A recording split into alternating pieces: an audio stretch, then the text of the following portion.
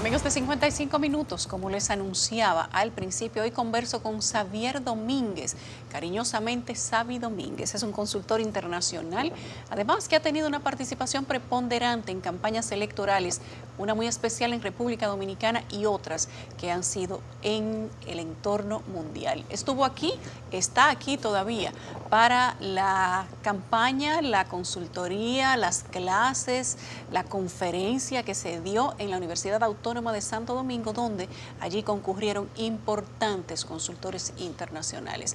Xavi además es autor de libros interesantísimos, oigan esto, Miente pero no engañes, es así. Así es. ¿Sí? El manual del príncipe, el diseño y la gestión de las campañas electorales, y esos son solo dos, hay más. Creo que por lo menos hay tres, ¿verdad? Hay tres. Bienvenido, hay tres. Xavi. Gracias. Qué bueno tenerte en República Dominicana. ¿Cómo te ha ido? Bien, siempre me trata muy bien. ¿Te dieron este mangú, país. sancocho, arroz con habichuela, todo? Todo, ya lo comí, ¿Sí? todo. En varias ocasiones. Sí. Además, sí. No, muy bien. La verdad, trata muy bien. Es un pueblo muy amable, la verdad. ¿Te gusta Dominicana?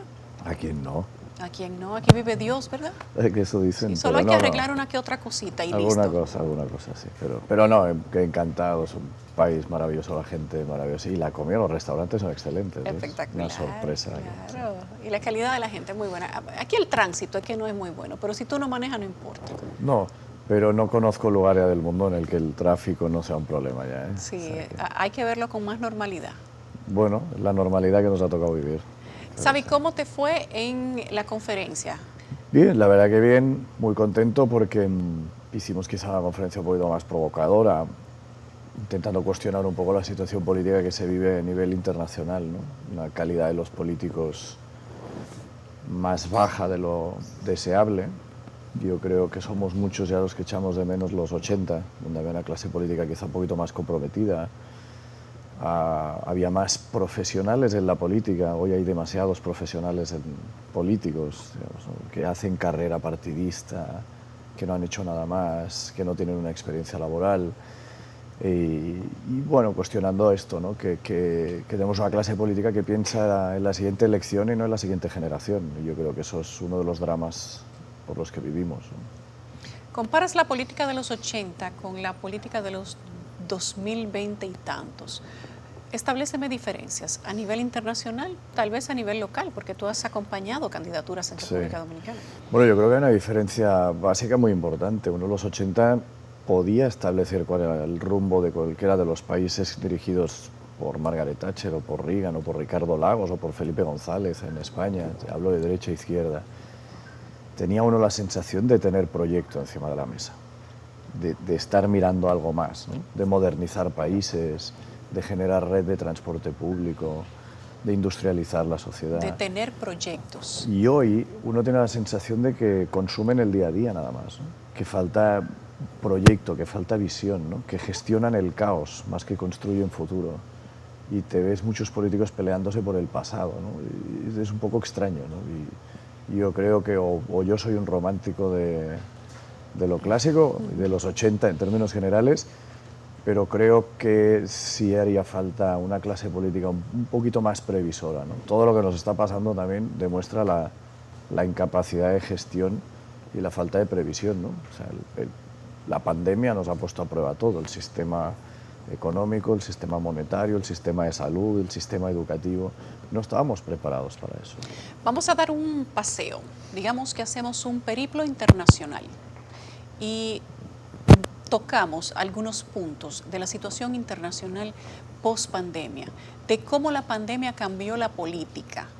Ya no es la misma forma, ya la gente no cree lo mismo, no siente lo mismo, y además la situación económica que se ha hecho sentir post-pandemia de diferentes países, desabastecimientos, y luego cuando creíamos que solo íbamos a lidiar con la pandemia o con los resultados de la crisis de la pandemia, entonces también tenemos diferencias entre países productores de alimentos y ahí viene la escasez. ¿Cómo cambia eso la política? Bueno, la pandemia lo que nos ha hecho sentir es miedo e indefensión. Yo creo que gran parte de la sociedad se ha dado cuenta en manos de quién estábamos. Y yo creo que a la inseguridad propia de la vida, de llegar a fin de mes, que es lo que la mayoría de la gente piensa, ha cerrado todavía más las expectativas de la ciudadanía. Hoy la gente no va más allá de 1 metro cuadrado, de lo que tengo a mi alrededor, de lo que puedo comer, de mi familia, de los míos. Las prioridades yo creo que han cambiado, nos hemos dado cuenta de una libertad que teníamos y que no la valorábamos. Y la política ha cambiado en el sentido de que se han mostrado de manera muy fácil todas las debilidades que tenemos como sistema, ¿no? Cómo se cae la economía de manera inmediata, cómo nos ha saturado el sistema sanitario en cualquiera de los países, incluso los países que ponían de referencia, ¿no? En Europa, por ejemplo España, la salud pública colapsó, Estados Unidos, que a pesar de tener un sistema privado muy bueno y una parte pública, colapsó. Entonces yo creo que ha cambiado la política evidenciando que los políticos no estaban a la altura. Y eso ha dado miedo y la gente se siente más insegura, no tanto porque te roben, sino porque estamos en manos de gente que no ha dado la talla en ningún lugar, a excepción, y ayer lo dije también, los países que más rápido han salido de la pandemia y que su situación económica no se ha visto tan debilitada han sido aquellos países que han sido gobernados por mujeres. Pasó en Alemania, pasó en Australia, los países del norte de Europa. Y yo creo que eso es un mensaje muy poderoso de lo que está pasando. ¿Por qué? ¿Hay mejor administración? ¿Son más previsivas? ¿Tienen la Seguramente economía doméstica más en cuenta? No sé si es un tema doméstico, yo creo que es un tema de empatía y de entendieron mejor que la pandemia iba más allá de un virus que nos hacía quedar en casa. Es que la gente tenía miedo y que había que salir rápido de todo esto. Y yo creo que las mujeres estuvieron, bueno, no lo digo yo, lo dicen los datos, o sea, de cada uno de los países. O sea, Alemania fue una referencia en rapidez para salir a Australia, lo fue. Los países del norte, insisto, de Europa, ¿no? Gobernados por ellas, la economía no cayó en la misma dimensión que cayó en otros lugares, ¿no? El sistema sanitario se controló de otra manera, se salió antes, los controles fueron puestos inmediatamente, es decir, a la mujer no le tembló el pulso en tomar decisiones de forma inmediata. ¿Por qué? ¿Por qué esta diferencia? ¿Por qué las mujeres tomaron decisiones más contundentes en menos tiempo? ¿Por qué cerraron más rápido? ¿Qué fue lo que pasó? Bueno, porque yo creo que la mujer hizo de mujer. ¿Tienen menos miedo la mujer a tomar decisiones sociales? Yo creo que la mujer sociales? tiene menos miedo, es mucho más decidida. La mujer gestiona mejor la incertidumbre que el hombre, no tengo ninguna duda, pero es que lo vemos en el día a día, ¿no? O sea, no hace falta ser mamá o ser ama de casa para tener que ver eso. No lo quiero llevar a un sentido en el que uno pueda pensar o extraer de un discurso machista. Al contrario, yo creo que las mujeres han estado a la altura porque son más previsoras. Y porque cuando una mujer tiene que tomar decisiones, las toma sin dudar. Los hombres dudan más. Toma decisión y ya. Y punto. Y así ha sido. Entonces nadie puede negar la evidencia. Estamos hablando de una evidencia. Las mujeres han gestionado mejor y eso es un reclamo, ¿eh? O sea, la pandemia nos ha cambiado y ahora lo que tiene que cambiar es la clase política. ¿Y cómo tiene que cambiar? Tiene que haber más mujeres en la política. Más mujeres en la política. ¿Sientes, Xavier, que es que la pandemia cambió a los políticos, a algunos? ¿O es que la pandemia desnudó a los políticos? Sí, sí, evidenció. Puso en relieve lo que todos sospechábamos, se puso encima de la mesa. Y no hay presidente o presidenta que haya salido bien parado de todo esto. Puedes tener popularidad, puedes tener lo que quieras, pero los países están hoy peor que antes de la pandemia. Y eso es una evidencia. No hay popularidad que tape la desgracia en ningún país. Y el pueblo no vive de la popularidad de un presidente, vive de las acciones de un gobierno. Y donde han gobernado mujeres, ese país ha vivido mejor. Ahora, aquí nos comparamos, ¿no? Unos con otros en América Latina y al final el tuerto en el mundo de los ciegos es el rey, pero realmente aquí nos ha ido mal. En América Latina nos ha ido mal. Sí, nos ha ido mal. Nos ha ido mal. ¿Qué ha pasado con América Latina en materia de condición social y estilo de hacer política? Hay una teoría que podría considerarse hasta de conspiración, que habla del Foro de Sao Paulo, del nuevo orden de gobierno o nuevo orden mundial, de que hay un acuerdo para girar hacia la izquierda. Y cuando nosotros analizamos el mapa de América Latina incluye ahí a Suramérica y Centroamérica, para que hablemos de habla hispana o español. Ciertamente, pocos países quedan sin voltear, aunque sea la cara, hacia la izquierda o el socialismo. ¿Cómo lo ves tú desde afuera, desde un país que convive con la socialdemocracia, que es España, con su sistema socialdemocrático en el que, digamos que hablan de socialdemocracia de una manera fluida sin que eso signifique hablar específicamente de izquierda? Pero en América Latina el socialismo es otra cosa. Sí, el socialismo aquí está no malentendido, pero sí malinterpretado. No es lo mismo el socialismo de Nicolás Maduro o de Hugo Chávez que el de Willy Brandt o el de Olof Palme. Yo creo que son dos cosas totalmente diferentes. Aquí se ha hecho un abuso y una perversión de un concepto que en Europa resulta todo lo contrario de lo que aquí representa la mal llamada izquierda. Mira, hay una primera reflexión que quiero hacer al respecto. Todos los gobiernos prepandemia que fueron a elecciones cambiaron. Todos los gobiernos que fueron a elecciones en pandemia tuvieron cambio. Cambiaron. Los de derechas pasaron a la izquierda y los de la izquierda pasaron a la derecha. Por lo tanto, es un proceso de cambio que viene motivado no por una razón ideológica, sino por un descontento. La gente quedó descontenta de quién gobernaba y los sacaron. Yo no hablaría de socialismo, hablaría de izquierda. Hablaría de un concepto que yo creo que hay que empezar a analizar y a introducir de forma clara para que la gente lo entienda, que es el populismo. El populismo es de derechas y el populismo es de izquierdas, no es un movimiento ideológico. El populismo es un estado de ánimo que lo que hace es prende almas enojadas para llevarlas a las urnas en contra de algo. Han enseñado, están educando al pueblo a sacar gobernantes, no a poner gobiernos. Es gente gestionada por la ira, con ánimo de venganza, sabiendo que no se va a resolver la mitad de las cosas que necesitan, o en su totalidad, pero que colman esa sed de venganza sacando a los políticos que hay en el gobierno.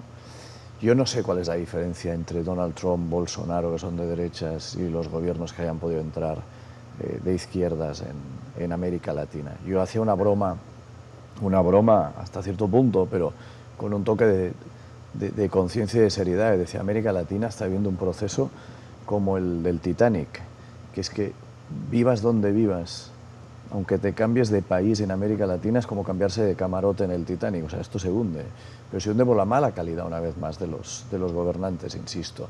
Entonces yo creo que lo que vivimos es un proceso populista, donde hay líderes adorados, con altas dosis de aprobación, con gobiernos mal aprobados en términos generales, sean de derechas o sean de izquierdas, y que no están resolviendo los problemas de la gente. Al contrario, están haciendo uso de las necesidades de los más pobres, de los olvidados, esa revolución de los olvidados de la que he hablado en alguna ocasión, para enojarlos más, llevarlos a las urnas y cambiar.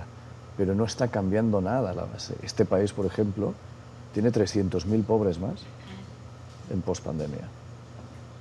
Entonces, no es el único.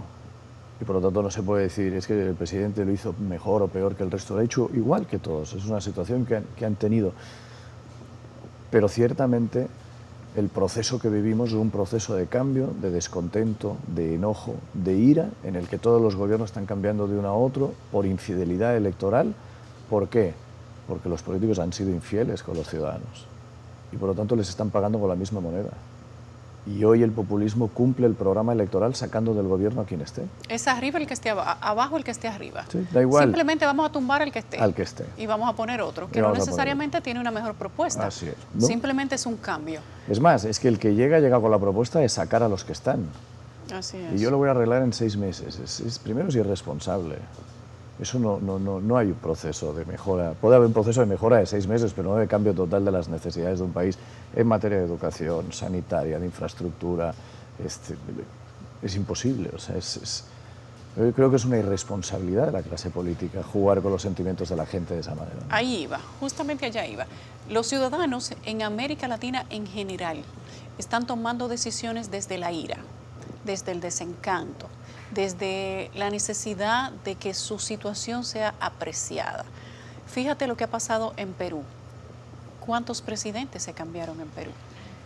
Y no pasaba mucho tiempo cuando ya prácticamente tiraban al que estaba arriba por el tema de la corrupción. ¿Qué pasó en Brasil? Lo mismo. 3 de una manera consecutiva. En Bolivia se habló hasta de un intento o golpe de Estado. Ecuador. Ecuador está pasando también por una situación calamitosa. Argentina, donde no necesariamente tiraron a nadie, pero la gente quisiera tirarlo. Personas que han sido elegidas democráticamente. Parecería que hay una insatisfacción permanente y que los ciudadanos votan por uno, pero se desencantan rápido de ese también y quieren quitarlo rápidamente. Pero ¿cómo no te vas a desencantar de la clase política y de los políticos si en todos y cada uno de los rubros sigues estando mal o peor? Porque aun estando un poco mejor sigues estando mal. Las cuotas de pobreza en América Latina son elevadísimas. El analfabetismo es elevadísimo.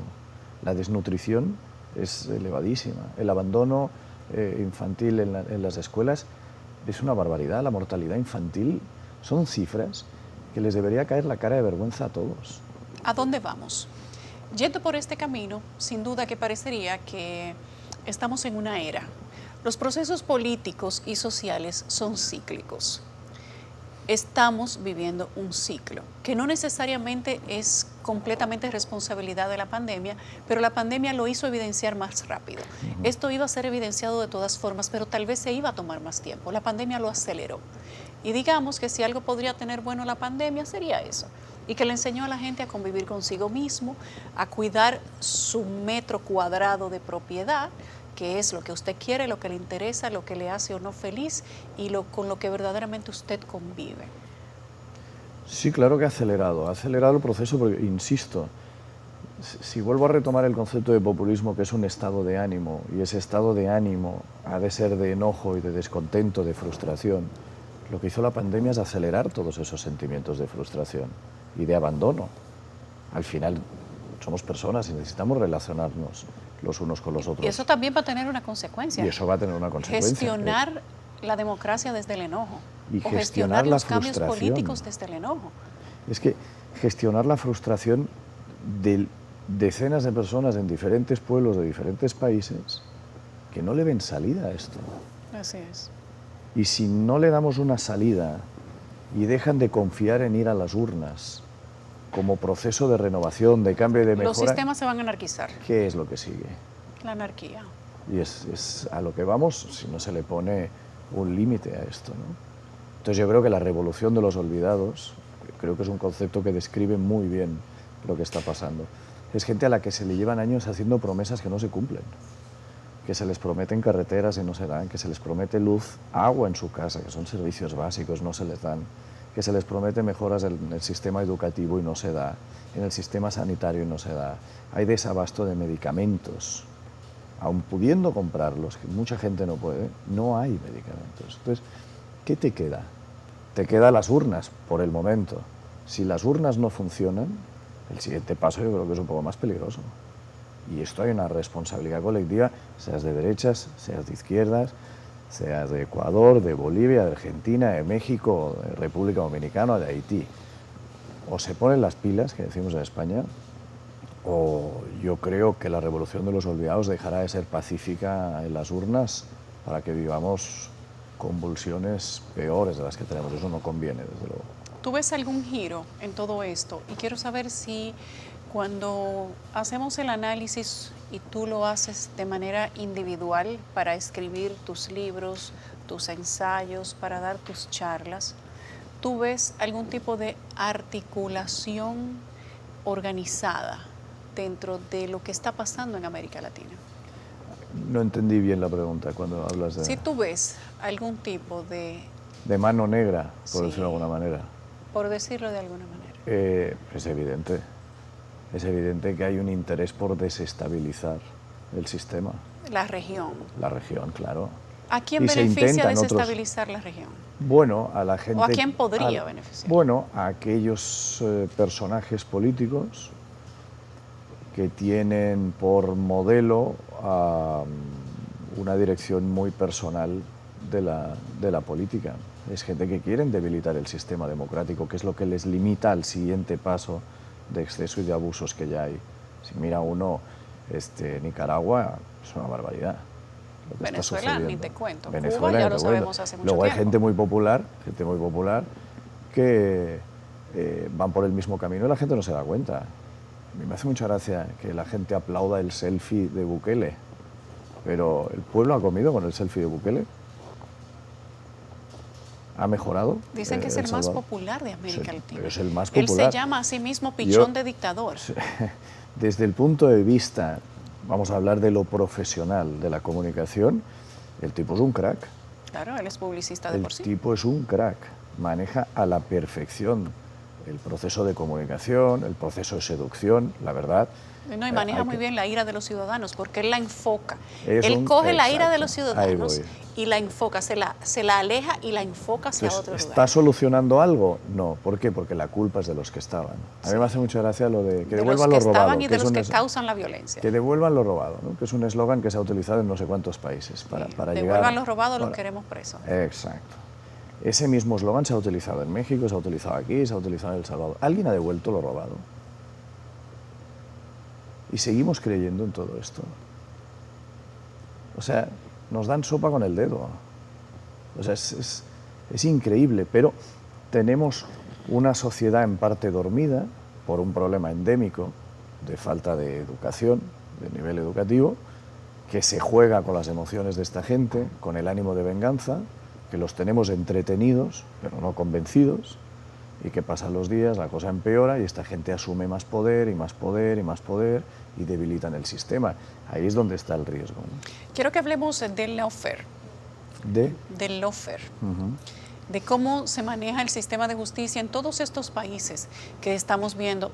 Nos estamos centrando en la región de nuestra, estamos hablando de Latinoamérica, pero el lawfare se ha dado en España. Se ha hablado, inclusive hay varios libros que se han escrito sobre esto, que han tomado como ejemplo la situación anterior española, que esto parecería un concepto nuevo, pero no lo es tan antiguo como nosotros mismos. Quiero que nos cuentes tu experiencia, tus análisis sobre el lawfare en América Latina. Mira. Y quiero que lo hagas después de la pausa. Muy bien, con mucho gusto. Ya regreso.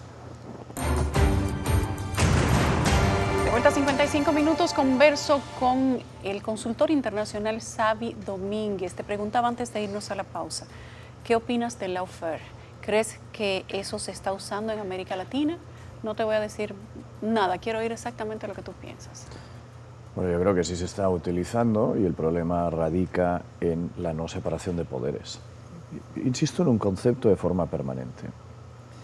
Hay demasiados gobiernos populistas en este momento, independientemente de la ideología. Insisto en esto, demasiados gobiernos populistas al frente de los gobiernos en este momento que se preparan para ganar pero no para gobernar. ¿Por qué? Porque están más preparados para buscar culpables que para buscar soluciones, y es ahí donde se equivocan. Los políticos en este momento están haciendo la tarea de los jueces, que es buscar culpables. Ellos buscan culpables, no soluciones. Exacto, y no soluciones. ¿Por qué? Por lo primero que decíamos en la primera parte de la entrevista, que no están capacitados y que tenemos una clase política más mediocre hoy que años atrás. Esa incapacidad la tapan con el circo romano persiguiéndose unos a otros. Ponías el caso de Perú. Perú es un escándalo. Todos los presidentes, uno detrás de otro, menos Alan García, que se suicidó, o en arresto domiciliario, o en la cárcel, o prófugos de la justicia. ¿Por qué? Porque hay un abuso de la clase política de las responsabilidades de la justicia. La no separación de poderes trae que en este momento tengamos políticos buscando culpables y no soluciones y haciendo la tarea de los jueces. Y esto le corresponde a los jueces. Los culpables los buscan los jueces, las soluciones las buscan los políticos. Hay una dejación de funciones por parte de la clase política por incapacidad y porque le reditúa más el conflicto y perseguir gente que trabajar y solucionar. El día que el acuerdo dé más votos que el conflicto, se pondrán a trabajar. Pero en este momento el voto se moviliza más por este tipo de cosas, por la confusión entre el poder legislativo, el ejecutivo y el judicial, porque les es más rentable, porque tapa sus miserias, porque dejan de buscar soluciones, porque se ponen a buscar culpable y porque de esta manera colman la ira de la que hemos hablado todo el rato. La gente lo que quiere es ver preso a ciertos políticos porque consideran que ellos son los responsables y los culpables de la Porque se ha situación gestionado la política desde la ira. Y porque la así gente, se les ha explicado. Eso les han enseñado, que solo poniendo presos a políticos, a exgobernantes y a todo lo que le quede al lado se va a resolver, pero poner preso a la gente no significa recuperar lo robado. El eslogan de ¿cuántos países es el eslogan de recuperar lo robado? Eso está en todas partes. Yo lo escuché en México, lo escuché aquí, lo escuché en El Salvador. Son dos, recuperar lo robado y los queremos presos. Y la otra es somos los de abajo contra los de arriba, que es una gran mentira. Porque esta lucha de clases que se está gestionando desde diferentes países, ya esto es un tema en República Dominicana. Y muchos hablan desde la oposición, algunos desde las instituciones sociales, desde la famosa sociedad civil independiente, que nunca es independiente, hablan de que los gobiernos de negritos o de blanquitos, gobiernos de ricos para gestionar el patrimonio de los pobres.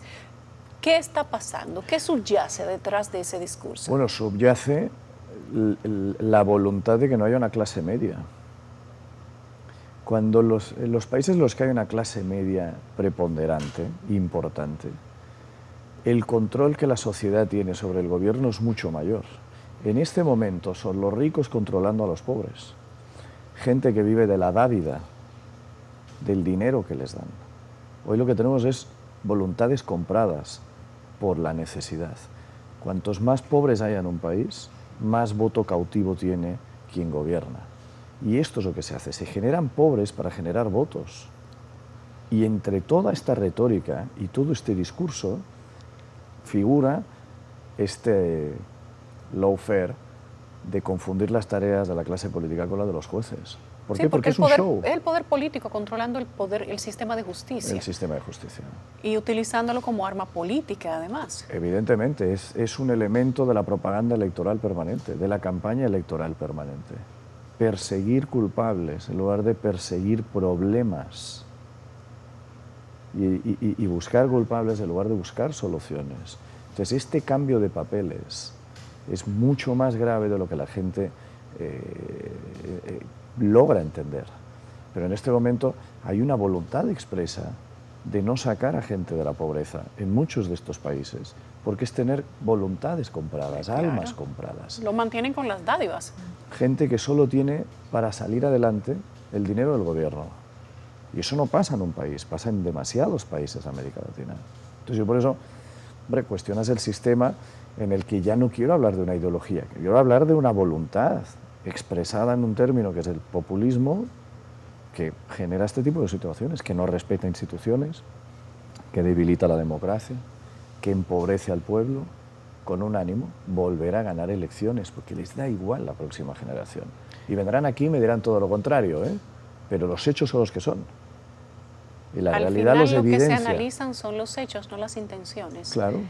¿Qué opinas de la política de la República Dominicana? Aquí la gente está prácticamente en algarabía y sabes que es hasta cierto punto penoso que la gente tenga que celebrar cuando destituyen funcionarios o cuando cambian funcionarios, porque los ruidos que se crean son tantos que hacen que sea la misma gente que se involucre en esos comidillas políticas para pedir a través de redes sociales que cuando destituyen a fulano. Bueno, porque entretiene.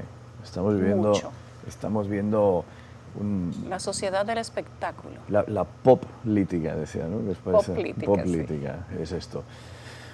Yo creo que en el caso de República Dominicana lo que sucede, y es muy evidente, las encuestas están ahí encima de la mesa, la popularidad del presidente Luis Abinader es altísima. ¿Pero y la del gobierno? La del gobierno no. Y ahí radica esta decisión. Esto yo creo que es un primer movimiento preelectoral. Este es un pueblo que empieza las elecciones... ¿El decreto es un movimiento preelectoral? Yo creo que es un movimiento preelectoral. Ya son movimientos preelectorales de acomodar al poder, al gobierno, a la gente, a la ira, empezar a colmar esa satisfacción, esa necesidad de ira permanente que tienen, ¿no? De venganza, porque se gobierna con la venganza, no se gobierna con la esperanza. Entonces, creo que es un primer movimiento preelectoral para acomodar fichas, porque la popularidad, francamente, la popularidad del presidente Abinader es muy alta y la estima que el pueblo le tiene es muy alta, es respetable, muy respetable. Ahora bien, su gobierno no, y por lo tanto hay que corregir eso si el PRM como partido quiere ser competitivo en las elecciones del 24. ¿Lo es en este momento? Sí, el PRM es competitivo, claro que lo es. No como gobierno, sino como partido. Sí, sí, claro que lo es. Igual que lo es el PLD, que uno pensaría que no lo es y es muy competitivo. El PRM, el PLD uno pensaría que está muerto y enterrado con toda esa gente que le han metido presa.